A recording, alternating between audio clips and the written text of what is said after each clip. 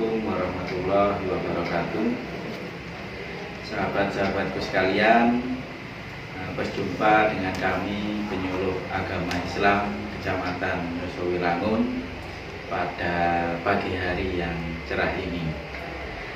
Baik, teman-temanku, sahabat-sahabatku sekalian, pada akhir-akhir ini terdapat sebuah fenomena yang ini merupakan sebuah ironi bagi kita semua, terutama bagi umat muslim sekalian. Berdasarkan pada penelitian yang dilaksanakan oleh Dr. Yusuf Al-Qaradawi, jadi terdapat sebuah fenomena pada generasi milenial, generasi yang lahir di angka 85 hingga tahun 2000-an, yaitu fenomena hijrah. Ada dua fenomena, yang pertama fenomena hijrah, kemudian ada fenomena yang kemudian agak condong ke kiri dalam penelitian beliau. Jadi dua fenomena ini merasuk kepada generasi milenial, yang mana pada dasarnya seandainya kita berbicara kepada Islam kafah, itu adalah Islam yang berada di tengah. Jadi seperti dalam surat Al-Baqarah ayat 143 yang artinya, dan demikian pula kami menjadikan kamu umat Islam ummatan wasaton, umat yang adil dan pilihan, agar kamu menjadi saksi atas perbuatan manusia dan agar Rasul Muhammad menjadi saksi atas perbuatan kamu. Dari ayat tersebut, jika kita memang menginginkan sebagai umat Islam atau muslim yang kafah, ya, jadi saya pakai kata kafah karena ada beberapa kelompok yang mengidentifikasikan kafah itu sebagai Islam yang harus mengurusi segala hal tentang akhirat tanpa mengindahkan segala hal yang bersifat duniawi. Nah, jadi Islam kafah itu adalah umat Islam wasaton yang berada di tengah, wasatiyah, berada di jalur tengah, atau bisa dikatakan Islam moderat. Moderat yang seperti apa? Tengah yang seperti apa? Tentunya adalah tengah yang lurus mengikuti jalan Rasul, mengikuti jalan dari Allah Subhanahu wa Ta'ala yang bersumber pada Al-Quran dan sunnah-sunnahnya.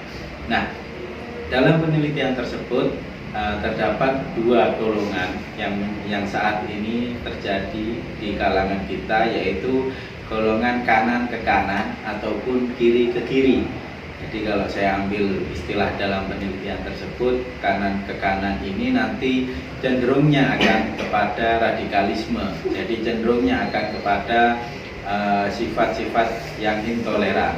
Kemudian yang kiri ke kiri ini juga cenderung akan membebaskan. Jadi cenderung akan lebih mungkin Islamnya mungkin lebih liberal dan lain-lain.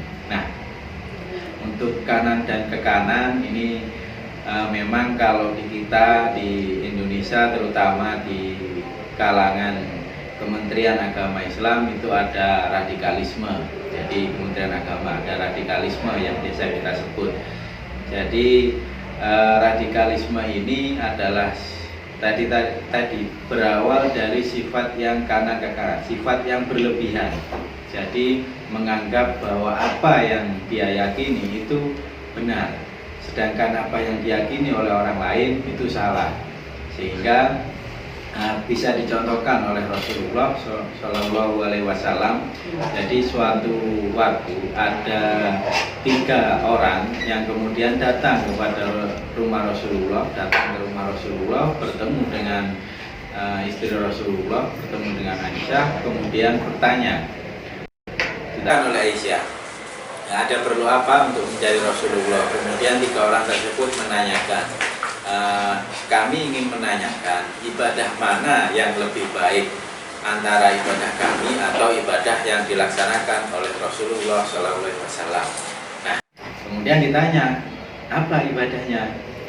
Yang orang pertama, si A, mengatakan, saya berpuasa terus menerus, panjang hari saya berpuasa. Jadi setiap hari saya terus berpuasa tanpa melewati hari tidak berpuasa. Kemudian yang kedua juga menyatakan, si B, bahwa saya sholat malam terus. Jadi setiap malam itu saya sholat dan tidak pernah tidur. Jadi sholat terus setiap malam, nggak pernah tidur. Yang kemudian yang ketiga atau si C mengatakan saya setiap hari beribadah dan kemudian saya tidak menikah karena menikah itu mengganggu ibadah. Baiklah kalau begitu, karena di waktu itu tidak ada Rasulullah, kemudian suatu waktu Aisyah menyampaikan kepada Rasulullah dan Rasulullah berjumpa di suatu momen dengan 3 orang tersebut yang kemudian mengatakan bahwa ketahuilah bahwa yang terbaik adalah ibadahku. Kok bisa seperti itu? Baru Rasulullah menjelaskan. Yang pertama, aku juga berpuasa, tapi tidak seterusnya berpuasa. Jadi berbuka, jadi puasanya itu tidak setiap hari, gitu.